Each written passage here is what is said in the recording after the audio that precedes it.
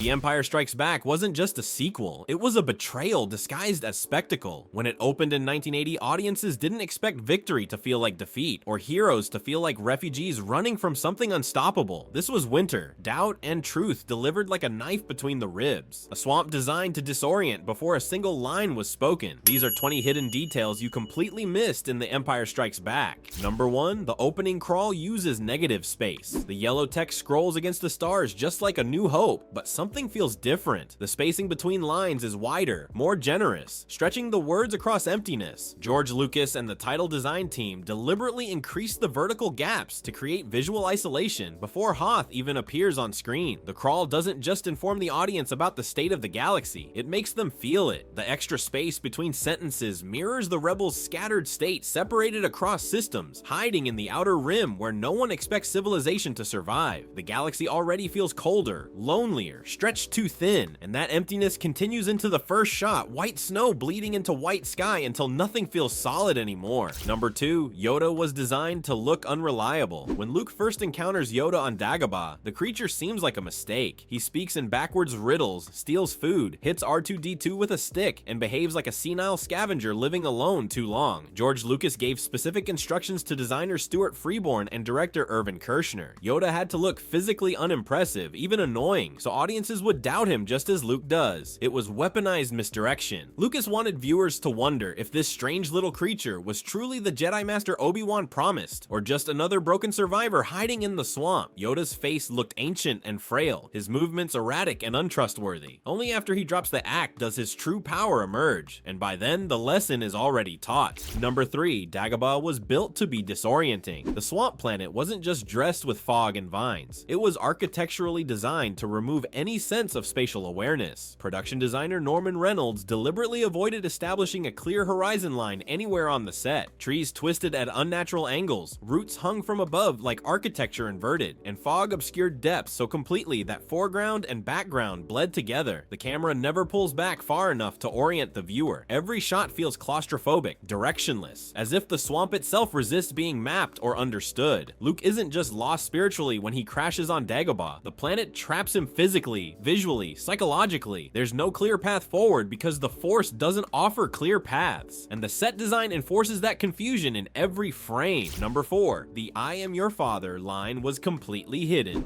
I am your father. The most famous twist in cinema history was protected through deliberate deception. During filming, the scripted line spoken on set was entirely different. Darth Vader's dialogue read, "Obi-Wan killed your father," a false reveal meant to mislead cast and crew. Mark Hamill didn't learn the real line until weeks before release, when Kershner pulled him aside privately and revealed the truth. Only James Earl Jones recorded the true dialogue later in a sound booth long after principal photography wrapped. The shock on Luke's face isn't just acting, it's Hamill processing a truth he barely had time to prepare for. Audiences sat in theaters completely unprepared for a revelation that redefined the entire saga. Number 5, the cave vision was shot like a horror film. When Luke enters the dark side cave on Dagobah, the film's visual language shifts completely. The sequence abandons adventure cinematography for something darker, slower, and deeply unsettling. Kershner used low angles that made the cave feel taller than it was, heavy breathing isolated on the sound mix, and sudden silence where music should guide emotion. Composer John Williams wrote no score for the confrontation itself, leaving only ambient sound and lightsaber hum. The lack of music removes safety, forcing viewers to sit with the discomfort without emotional guidance. And when he finally strikes Vader down and sees his own face inside the mask, the horror becomes internal. The Force isn't mystical here, it's confrontational, brutal, and deeply personal. Number 6, Hoth was shot in sub-zero temperatures. The frozen planet sequences were filmed in Finse, Norway, during one of the harshest winters on record. Temperatures regularly dropped well below freezing, with winds strong enough to knock crew members off their feet and limit visibility to just a few meters. Several exterior shots used real blizzards because waiting out the storms would have delayed production for weeks. The crew had no choice but to film in conditions that matched the fictional disaster on screen. Actors weren't pretending to struggle through the snow. Movement was genuinely difficult, breathing hurt, and the cold seeped through costumes no matter how many layers were added. The desperation of the rebel retreat feels real because the environment was genuinely hostile. real. The misery was authentic, and it shows in every frame. Number 7, Luke's lightsaber is the only warm color on Hoth. Against the endless blue-white snow, Luke's lightsaber glows an unnatural, almost alien blue. Cinematographer Peter Soshitsky deliberately lit Hoth in cool tone, blues and grays dominating every composition. The lightsaber becomes the only warm visual element in the entire battle sequence. It visually marks Luke as out of place on the battlefield, a Jedi surrounded by soldiers, a mystical weapon interrupting industrial war. The Force doesn't belong in this kind of combat, and the color palette enforces that disconnect. He's something else entirely, and the lightsaber announces that difference before he even ignites it. The contrast also foreshadows his departure. He doesn't win the battle. He survives it and leaves, following a path that diverges from military strategy into something older and stranger. Number 8, Harrison Ford pushed for Han's death. From the beginning of production, Harrison Ford repeatedly argued that Han Solo should die at the end of Empire. He believed Han's arc was about selfishness evolving into loyalty, and that true sacrifice was the only honest payoff for that transformation. Ford felt freezing Han in carbonite wasn't dramatically satisfying unless it carried the weight of permanence. George Lucas and the producers resisted, knowing they needed Han for the sequel and understanding the commercial risk of killing one of the saga's most beloved characters. The compromise, putting Han in limbo, kept the emotional devastation Ford wanted while preserving flexibility for Return of the Jedi. The carbonite freeze became its own kind of death, a visual tomb that allowed the story to have it both ways. Number 9, the cast never rehearsed action scenes together. Director Irvin Kershner deliberately avoided full cast rehearsals for major action sequences. Actors often didn't know exact blocking, timing, or outcomes until cameras started rolling. Kershner wanted fear, confusion, and hesitation to be real reactions to unfolding chaos, not choreographed performances. Mark Hamill didn't know how the carbon freeze chamber confrontation would unfold until he walked onto the set. Carrie Fisher wasn't told when Lando's betrayal would be revealed. The disorientation on screen isn't acting, it's genuine uncertainty captured in real time. By keeping actors slightly off balance, he ensured confrontations felt messy, interrupted, and emotionally unstable instead of polished. The result is a film where violence feels disruptive rather than choreographed, where nobody moves with confidence because nobody truly knows what comes next. Number 10, Cloud City's brightness foreshadows its lies. Unlike the dark industrial aesthetics of Imperial Star Destroyers or the grimy interiors of the Millennium Falcon, Cloud City is clean, golden, and almost unnaturally bright. Norman Reynolds deliberately designed Bespin as a visual opposite to everything that came before. The warm lighting, open architecture, and pastel color palette suggest safety, luxury, and escape from the war, but that brightness is camouflage. The light exists to make betrayal more shocking when it arrives. Lando's smile, the beautiful sunsets, the pristine hallways, all of it distracts from the trap being set underneath. Kershner said the environmental shift was meant to lull audiences into a false sense of relief before pulling the floor out. Cloud City feels like salvation until it becomes a prison. The brightness doesn't save anyone. Number 11, Yoda never calls Luke chosen. Unlike the prequels, which frame Anakin's destiny as prophesied and inevitable, The Empire Strikes Back refuses to guarantee Luke's success. Yoda constantly doubts Luke's readiness, questions his commitment, and outright states that he may not be strong enough to face Vader. There's no talk of chosen ones or ancient prophecies. The Force is framed as responsibility, discipline, and choice, not birthright or fate. Yoda's reluctance to train Luke isn't just caution, it's genuine uncertainty. He doesn't know if Luke will succeed, and neither does the audience. That ambiguity makes every decision feel consequential. Luke isn't destined to win, he's just trying, and trying might not be enough. The lack of destiny language keeps the story grounded in character rather than mythology, making Luke's failures feel earned and his choices feel real. Number 12, Luke loses his hand, exactly where Anakin lost his humanity. The severed hand isn't just a physical wound, it's a visual rhyme that ties father and son together across the saga. In Attack of the Clones, Anakin loses his hand during a lightsaber duel, marking the beginning of his transformation into something less human. In Empire, Luke loses his hand in almost the exact same way, a brutal amputation that mirrors his father's earlier injury. George Lucas deliberately structured the moment to echo Anakin's path, showing that Luke is walking dangerously close to the same darkness. The prosthetic hand Luke receives afterward becomes a permanent reminder that he carries his father's legacy in his body now, not just his bloodline. History repeats, even when hidden, and the visual symmetry makes that repetition impossible to ignore. Number 13, Lando is introduced framed between doors. When Lando Calrissian first appears in Cloud City, cinematographer Peter Soshitsky repeatedly frames him boxed in by architecture. Doorways, hallways, and narrow corridors visually trap him in almost every shot. The framing signals his lack of real power long before he admits it. Lando Lando isn't a villain. He's a man already cornered by the Empire, forced to make impossible choices to protect the city he administers. The visual confinement reflects his emotional state. He wants to help Han, but he's out of options before the Millennium Falcon even lands. Billy D. Williams said Kershner explained the framing early in rehearsals, telling him that Lando should always feel trapped, even when he's smiling. The architecture tells the truth his charm tries to hide. Number 14, Vader never lies to Luke. During the entire Cloud City confrontation, Darth Vader never speaks a single lie. Everything he says is technically devastatingly true. He doesn't manipulate facts. He simply removes the comforting version of the story Obi-Wan told. Vader's revelation works because it's honest. He doesn't need to lie. The truth is painful enough. James Earl Jones said, voicing the scene required absolute certainty, no hesitation or ambiguity in the delivery. Vader isn't trying to trick Luke. He's offering him reality, unfiltered and brutal, and that honesty makes the betrayal worse. Luke's entire worldview collapses not because he was deceived by Vader, but because he realizes Obi-Wan's story was incomplete. Truth becomes the real weapon, and Vader wields it with surgical precision. Number 15, Lando's cape color reveals his loyalty. Costume designer John Mallow used color to track Lando's moral journey throughout the film. When Lando first appears, his wardrobe is bright, neutral, administratively detached from the rebellion or the Empire. But after betraying Han, his outfits gradually darken. Blues deepen, grays replace golds. By the time Lando helps rescue Leia and Chewbacca, his costume colors align more closely with the rebel aesthetic. The shift is subtle enough that most viewers never consciously notice, but the subconscious effect reinforces his redemption arc. Lando doesn't announce his change of heart through dialogue. The wardrobe does it for him, scene by scene, until his clothing visually matches his allegiance. Costume tells the story dialogue doesn't need to repeat.